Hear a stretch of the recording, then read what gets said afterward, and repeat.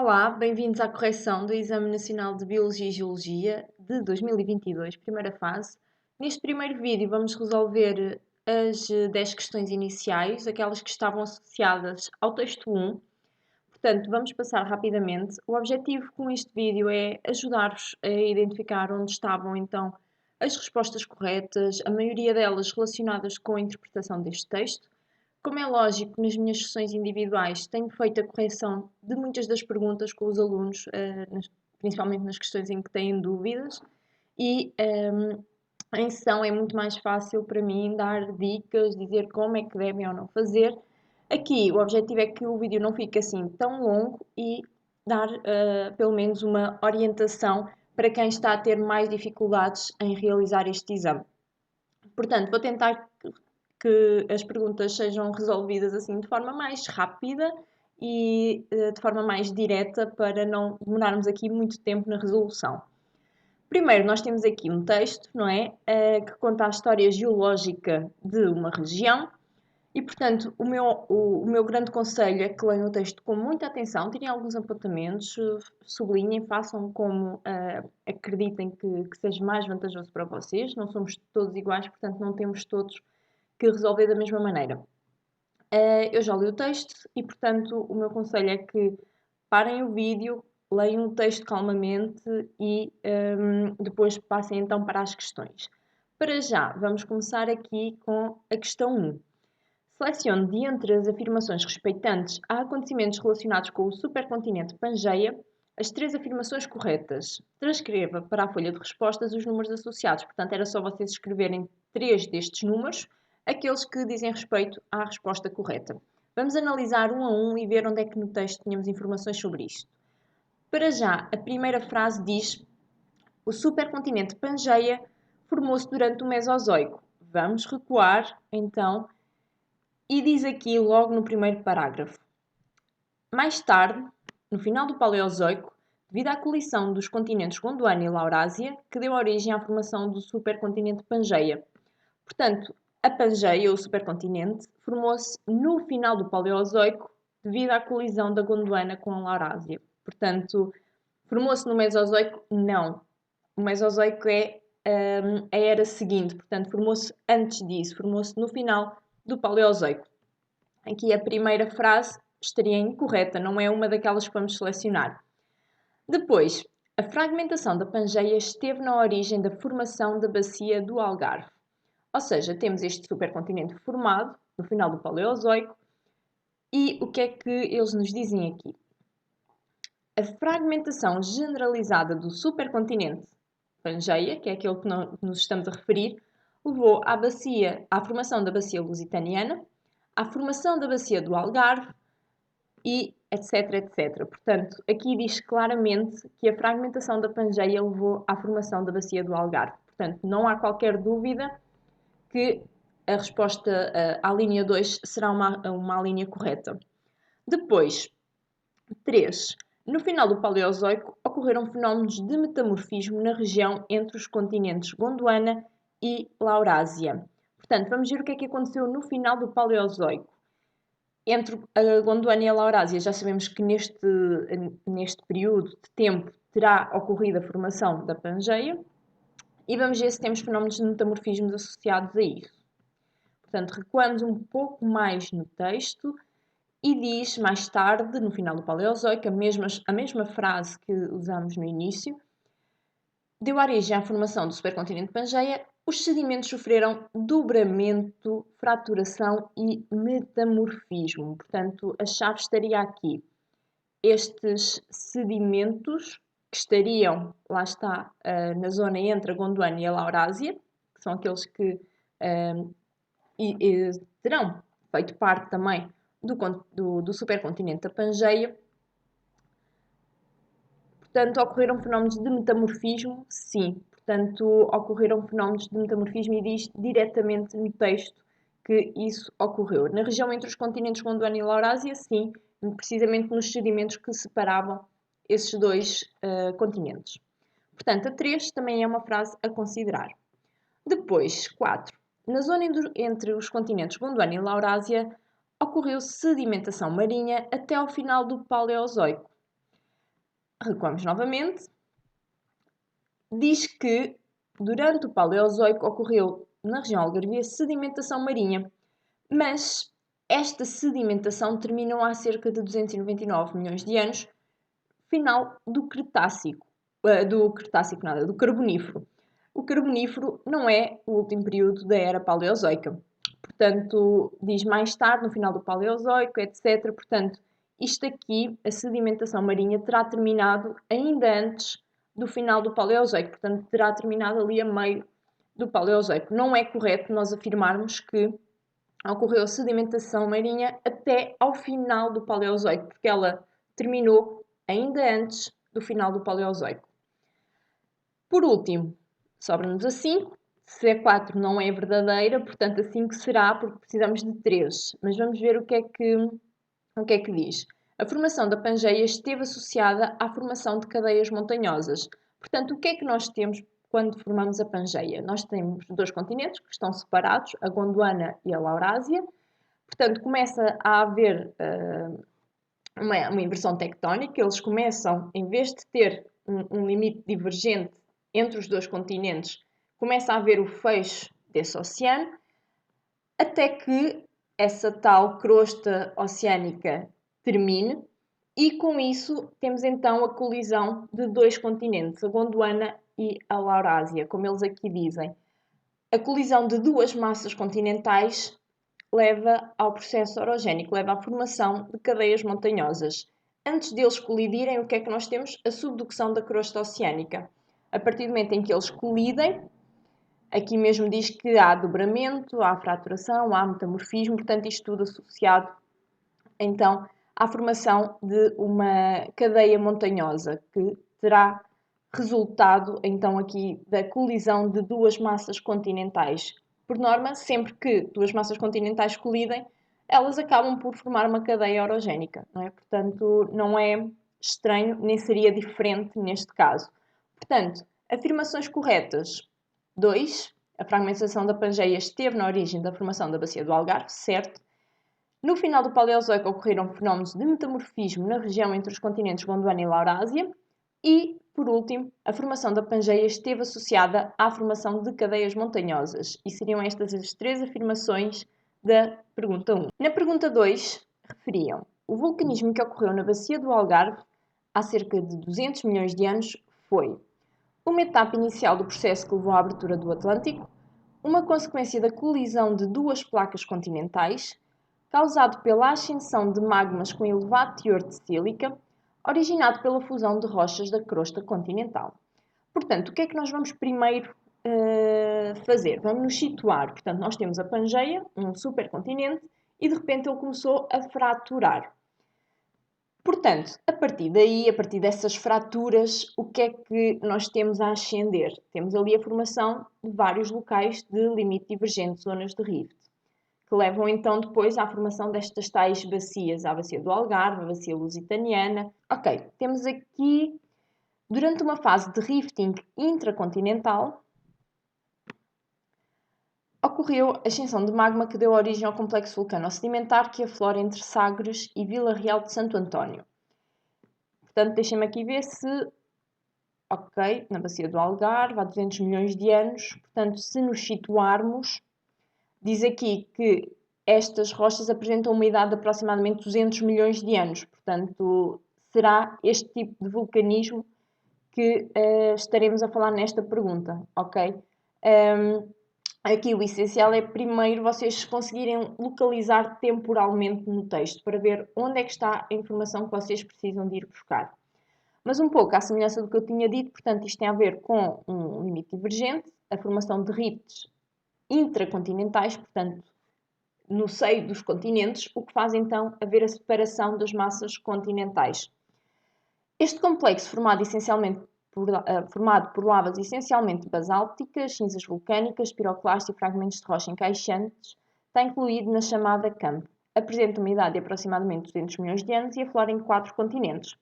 Aqui nós temos que ter em consideração uma coisa: nós temos várias zonas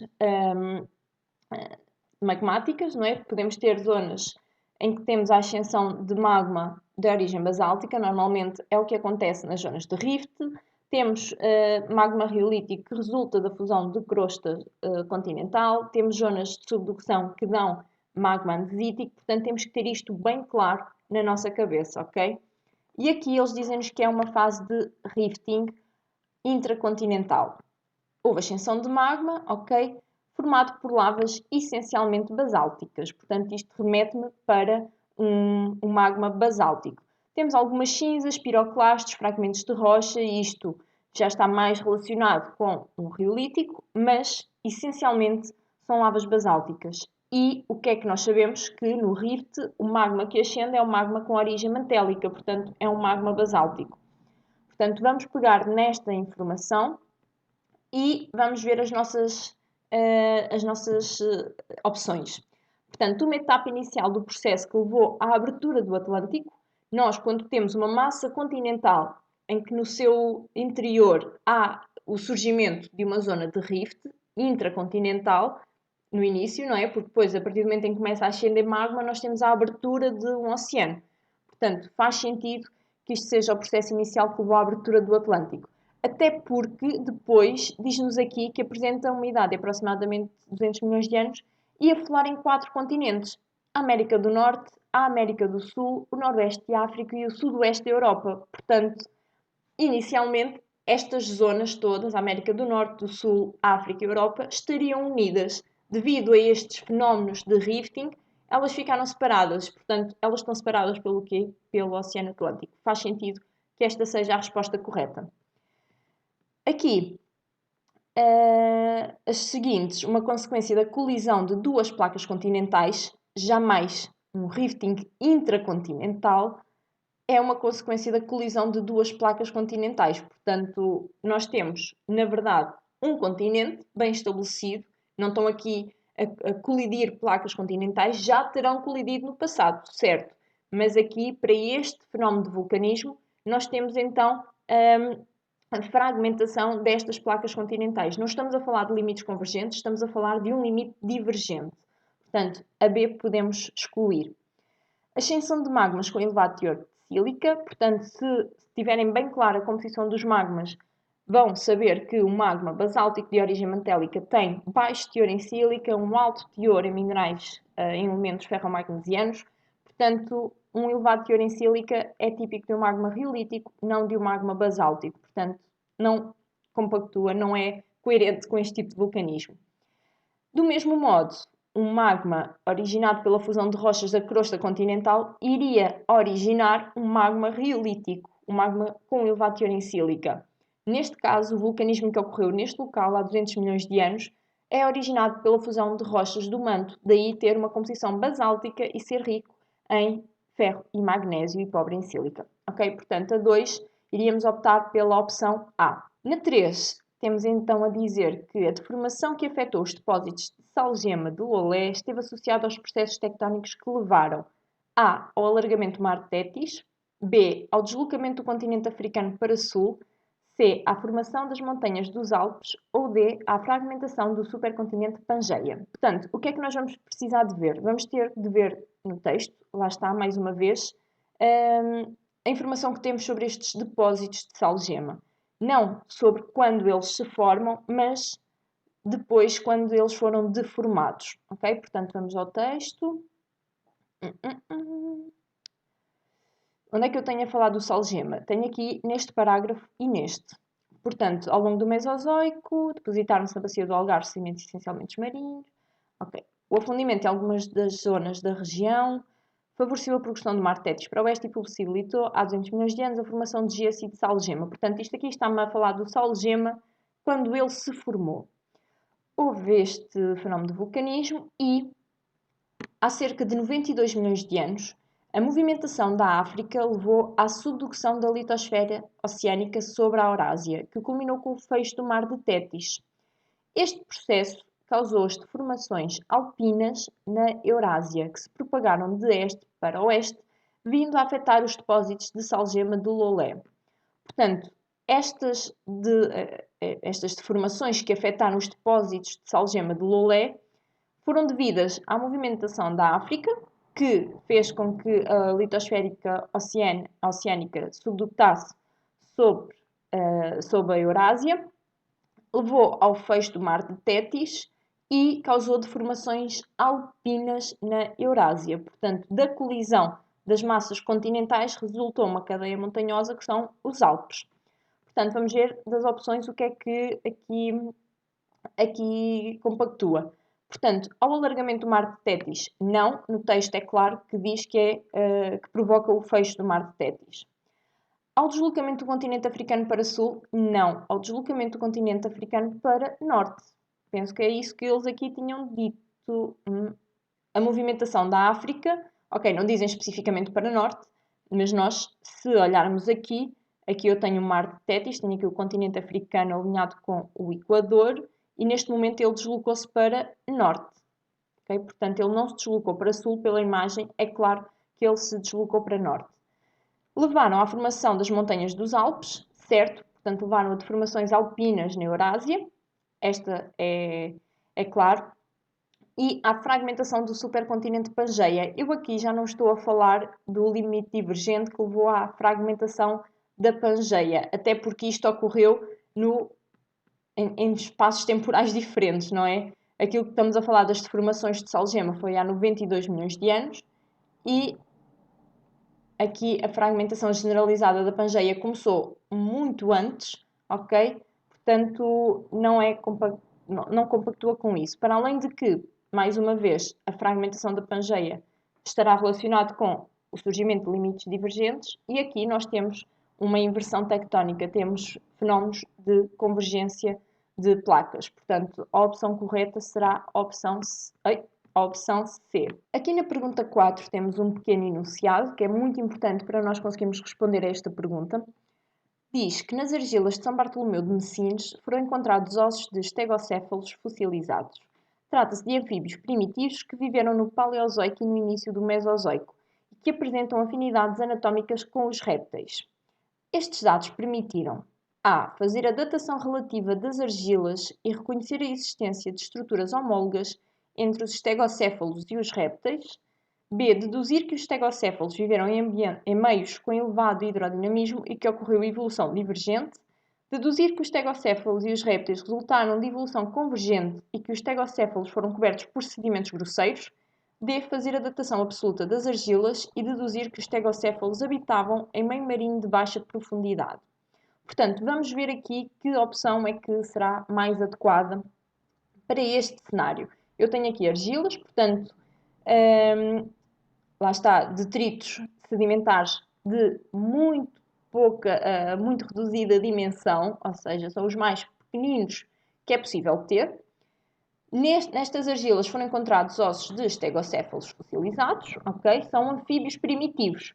A informação que eu tenho sobre eles é que eles viveram num período de tempo reduzido, portanto, tiveram uma baixa distribuição estratigráfica. Viveram apenas no Paleozoico e no início do Mesozoico.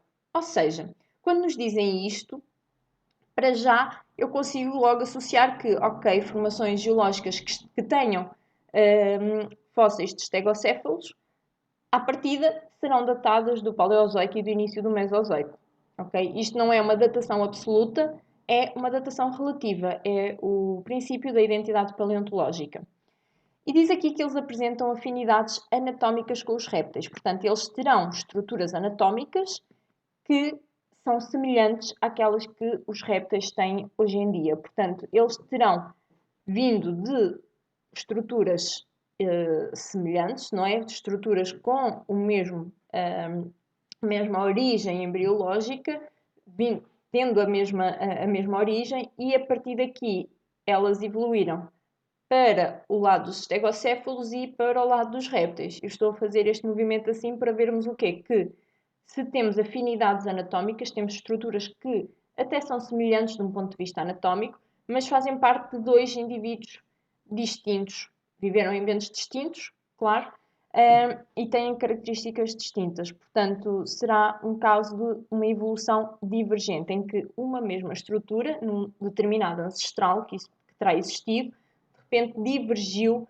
para dois seres vivos distintos. Portanto, estes dados permitiram fazer a datação relativa das argilas e reconhecer a existência de estruturas homólogas entre os estegocéfalos e os répteis, certo? Portanto, datação relativa bate certo, é o princípio da identidade paleontológica. Reconhecer a existência de estruturas homólogas também. São estruturas que anatomicamente são semelhantes, mas que estão em indivíduos distintos, porque eles habitam e têm necessidades diferentes. Portanto, acabam por ter depois também aspectos e desenvolvimentos, graus de desenvolvimento diferentes. Portanto, nós aqui, quando falamos que estes anfíbios têm afinidades anatómicas com os répteis, falamos que eles têm estruturas homólogas, ok? Fruto, lá está, de uma evolução divergente.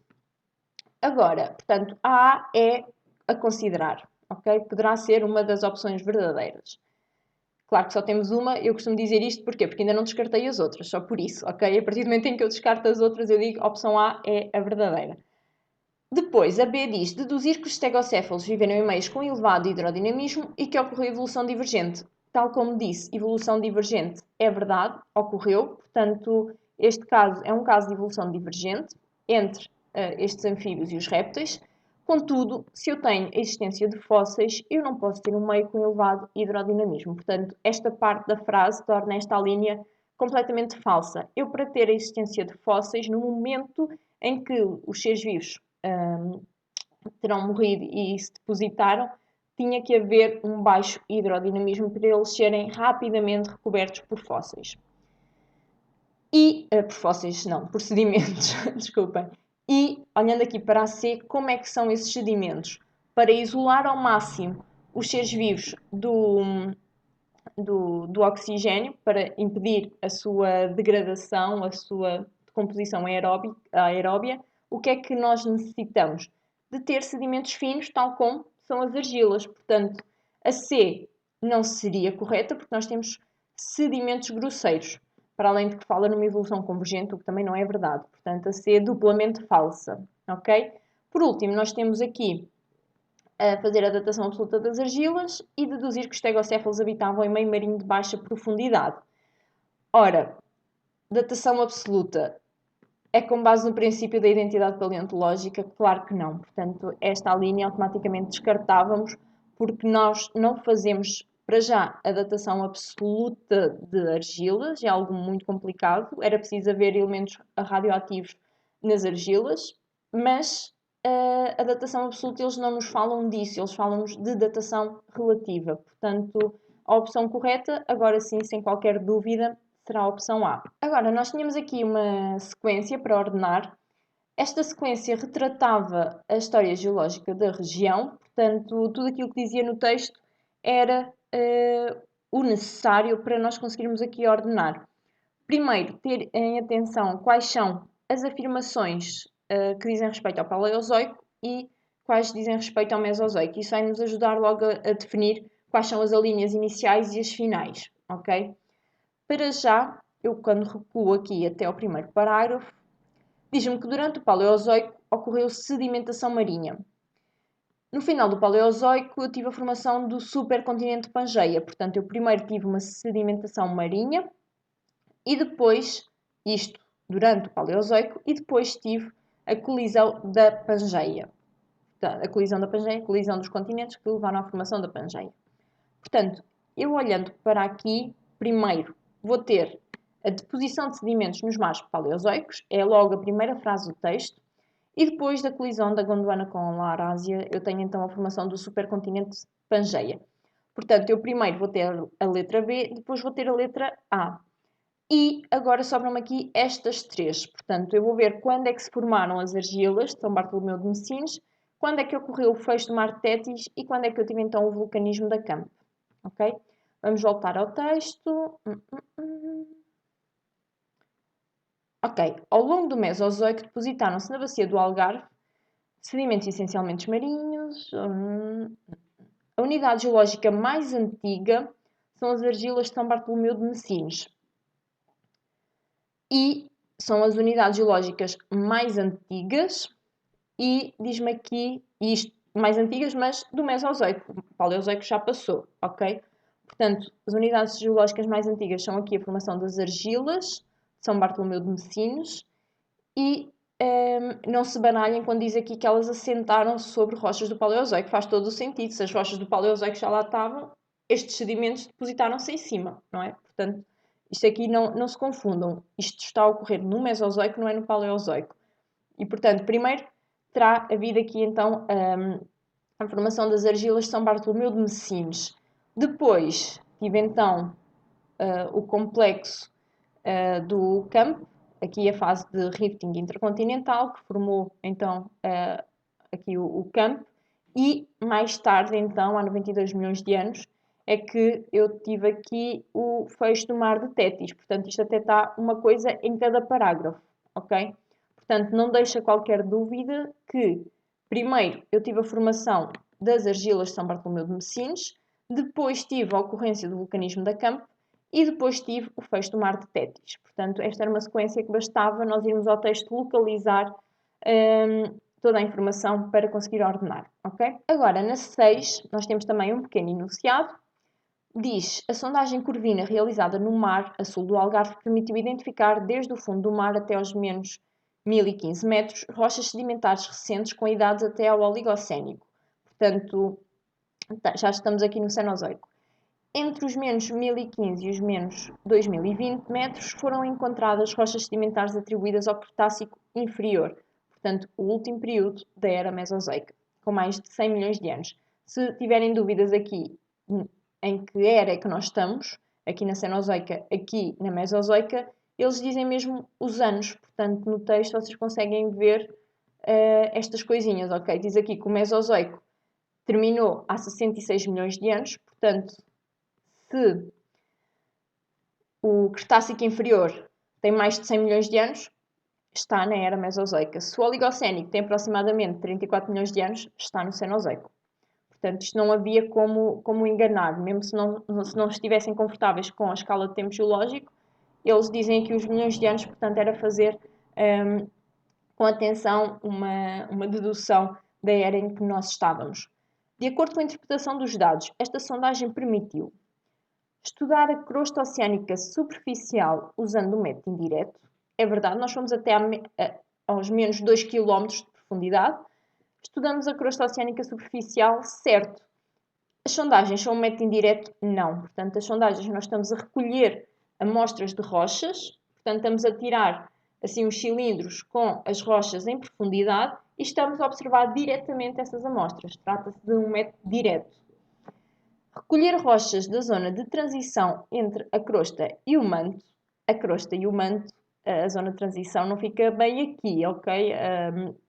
Neste caso, a descontinuidade de Morovicic é um bocadinho mais abaixo, ok? Nós estamos nos 2 km de profundidade e a transição crosta-manto numa zona de crosta oceânica é entre os 8 e os 10 km. Portanto, estamos ainda muito longe da transição para o manto, ok? Portanto, isto aqui também não era compatível. Verificar através de um método direto, certo, é um método direto, que não houve sedimentação no Cenozoico. Ora, acham que não houve sedimentação no Cenozoico? Eu tenho aqui rochas sedimentares com idades até ao Oligocénico. Portanto, eu tenho aqui rochas até aos menos 1015 metros de profundidade, rochas que se formaram no Cenozoico. Portanto, houve sedimentação na era Cenozoica. Okay? Sobra-nos a D, que será a opção correta, que diz constatar que naquele local não existem rochas do final do Mesozoico. Eu tenho aqui rochas do Cenozoico e logo abaixo destas, portanto, logo entre os menos 1015 e os menos 2020, eu tenho rochas atribuídas ao Cretácico inferior. O Cretácico inferior é a primeira metade ou o início do período Cretácico. Portanto, o que é que me faltava aqui? Faltava-me aqui eu ter uma camada que fosse datada do Cretácico superior. É o Cretácico superior que será o final da era Mesozoica. Portanto, não tendo aqui nenhuma camada do Cretácico superior, não existem rochas do final do Mesozoico. É verdade. Okay? Portanto, a opção correta será a opção D. A pergunta 7 é uma pergunta meramente teórica, portanto, até aqui nós temos estado sempre a interpretar o texto ou a informação que nos é dada. Aqui é uma pergunta meramente teórica. A crosta oceânica, comparativamente com a crosta continental, apresenta rochas com menor ou maior densidade. Se pensarem nas zonas de subducção, a crosta oceânica é a que subducta sobre a crosta continental, portanto, é a mais densa. Ou seja, comparando uma com a outra, a crosta oceânica tem maior densidade. Tendo maior densidade, tem maior percentagem de minerais ferromagnesianos ou maior percentagem de sílica e alumínio? Isto é composição química, portanto, modelo químico do interior da Terra. A crosta continental tem maior percentagem de sílica e alumínio. A crosta oceânica tem maior percentagem de minerais ferromagnesianos. Portanto, esta resposta era quase automática. Se tiverem em conta que o principal constituinte da crosta oceânica é o basalto forma-se da solidificação de magma basáltico, que tem origem no manto, que é rico em ferro e magnésio. Portanto, aqui só poderia ser a linha B. Agora, aqui na questão 8, diz o seguinte: durante a fase distensiva, que afetou a bacia do Algarve, identificaram-se 3 episódios de inversões tectónicas de curta duração, com 1 a 5 milhões de anos. Durante estes episódios compressivos, terá havido, portanto, falamos aqui numa fase distensiva, mas nós vamos nos focar no que é comum acontecer em episódios compressivos. Terá havido a formação de falhas normais ou de falhas inversas? O que é que acontece em limites convergentes? Falhas normais ou falhas inversas? Aqui temos que saber que em limites convergentes ocorrem falhas inversas, que são o quê? A subida do teto em relação ao muro. Portanto, partindo daqui, falhas normais vamos excluir, há a formação de falhas inversas, certo? Estas falhas inversas, o que é que são? Eu acabei agora de dizer que é o levantamento. Portanto, temos 2 blocos rochosos e eu tenho o levantamento do teto em relação ao muro. Portanto, a minha superfície estaria num determinado local e eu tenho o movimento vertical dos blocos em que o teto sobe. O teto, ao subir, portanto, a superfície fica mais elevada. O nível do mar mantém-se igual. Logo, a coluna de água, a distância que vai desde o nível do mar até à superfície, neste caso agora dos blocos que se elevaram, faz com que aumente ou diminua a coluna de água. Se o meu bloco subiu, a minha superfície ficou mais próxima, elevou-se, então a minha coluna de água vai diminuir. O nível do mar fica igual, mas o meu bloco subiu. Portanto, ali a zona de superfície da Terra, não é? Portanto, onde eu tenho não o limite do nível do mar, mas a superfície onde nós colocamos os pés, não é? Claro que eu estou a falar em mar, mas para vocês compreenderem um bocadinho, ela elevou, portanto, no fundo, aquela zona deixou de ser tão profunda e ficou um pouco com menos profundidade. Portanto, houve uma redução da coluna de água. Ou seja, a B vamos excluir porque não houve um aumento da coluna de água, houve uma redução. Portanto, o que é que acontece quando eu tenho umas falhas inversas? Tenho o levantamento de algumas zonas da bacia. Lá está, os blocos correspondentes ao teto sobem, os que são correspondentes ao muro mantêm-se. Portanto, o que acontece é que eu tenho o levantamento de algumas zonas da bacia. E isto causa o quê? Dificulta a migração das espécies boreais e tetesianas. Porque, ao levantamento de algumas zonas da bacia, poderá deixar de haver comunicação via mar entre os dois locais. Portanto, pode afetar aqui a migração de espécies que existiam nos dois locais. Portanto, a opção correta será a opção C. Esta pergunta 9 é uma pergunta também que causou muitas dúvidas, é sobre aquíferos. Diz que no litoral algarvio a subtração das águas dos aquíferos poderá ter como consequência. Aqui era uma pergunta também meramente teórica e o que é que nós temos que saber? Muito bem, temos que saber bem o que é cada uma destas afirmações. Portanto, o que é que nós temos aqui? Descida dos níveis freáticos, portanto, descida do nível da água nos aquíferos, desaparecimento das zonas de recarga, portanto, as zonas, as estruturas geológicas por onde a água se infiltra para reabastecer o aquífero desaparecem, a diminuição das zonas de aeração ou o aumento das zonas de saturação. Quando nós temos uma formação geológica, neste caso um aquífero livre, o que é que nós temos? Nós temos uma zona da formação geológica que armazena água, que será uma formação geológica com alta porosidade e alta permeabilidade. Se os espaços entre as rochas, entre os sedimentos das rochas, estiver preenchido por ar, é a zona de aeração, normalmente é aquela que está acima. Aquela zona em que os poros estão completamente preenchidos por água é a zona de saturação. Quando eu estou a retirar água dos aquíferos, portanto, o meu nível de água estava num determinado local, de repente diminui, porque eu estou a retirar água. Imaginem o que é eu estar a retirar água de uma piscina. Eu tenho o meu caudal a diminuir. Portanto, a água que eu estou a armazenar no aquífero, se há uma subtração, se há um, uma retirada de água desse reservatório, então o nível de água desce.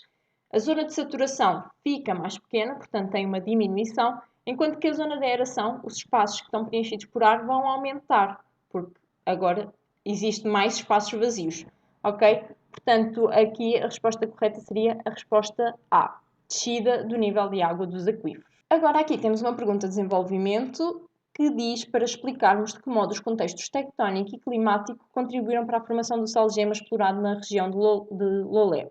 Portanto, o que temos que ter presente já é o que é o salgema, como é que ele se forma. Portanto, o que é que eu sei sobre o salgema?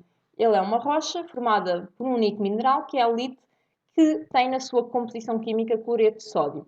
Portanto, para eu formar isto, normalmente ela forma-se por uma intensa evaporação, é chamada de evaporito. Então, para já, eu tenho que ter essas condições. Tenho que ter condições de climas quentes, áridos, que provoquem uma intensa evaporação da água e preciso ter o quê? Uma solução salgada que tenha cloreto e sódio dissolvidos para depois eles poderem precipitar sob a forma de sal. Portanto, olhando para a questão, eu consigo identificar aqui dois tópicos. Um relacionado com o contexto tectónico, outro relacionado com o contexto climático. E vou explicar, tanto um como o outro, como é que eles possibilitam a formação de salgema, tendo em conta que eu preciso disto. Preciso ter água salgada e preciso ter um clima quente e árido para haver intensa evaporação. Portanto, esse clima quente e árido compactua-se com um contexto, portanto, isso seria algo que nós teríamos que dizer. Um contexto tectónico, nós não sabemos à partida, portanto, isto estará no texto. Vamos lá ver o que é que eles nos dizem no texto sobre a formação do salgema. Vamos recuar aqui isto tudo. E agora o que é que nós temos? Possibilitou a formação de gesso e salgema. Portanto, vou ver o que é que possibilitou a formação do salgema, ok? Ao longo do Mesozoico, depositaram-se na bacia do Algarve sedimentos. Ok. A unidade geológica mais antiga são as argilas de São Bartolomeu de Messines. É constituída sobretudo por argilas. Isto também não tem nada a ver com salgema. Agora, o que é que começa aqui? O fundimento de algumas zonas da região favoreceu a progressão do mar de Tétis para o oeste e possibilitou há cerca de 200 milhões de anos a formação do salgema. Ok, portanto, isto aqui já está relacionado com a tectónica de placas, eu ter o afundimento então de algumas zonas. Claro que numa fase inicial tive a formação da bacia do Algarve, portanto, como é que se formou a bacia do Algarve? Podemos recuar mais. Eu sei que este salgema existe na bacia do Algarve, portanto vou tentar explicar ao máximo o que é que eu sei sobre isso. A bacia do Algarve, eles dizem-me também que resulta da fragmentação da Pangeia. Portanto, eu posso dizer que a fragmentação da Pangeia levou então à formação da bacia do Algarve e que o afundimento em algumas zonas da região favoreceu a progressão do mar de Tétis para o oeste. Portanto, eu tenho aqui um mar salgado, ok? Claro que este tópico bastaria transcrever informação do texto para termos o tópico correto. Existem perguntas assim, existem outras que têm um raciocínio um bocadinho diferente, daí ser necessário fazermos sempre muitas perguntas diferentes, mas, por norma, há sempre uma ou duas perguntas em exame em que um dos tópicos é interpretação de texto e ir buscar a informação correta. Portanto, sobre o contexto tectónico, nós temos esta informação no texto, portanto, é isso que vamos escrever. Ok?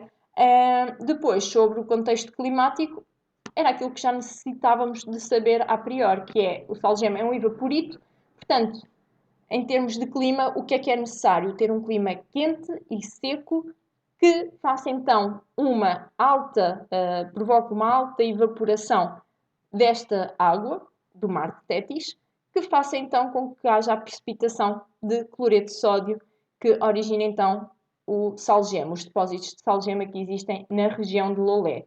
E pondo esses dois tópicos, teriam a resposta correta. Portanto, por agora ficamos por aqui. Volto breve com a continuação da correção do exame. Bom estudo!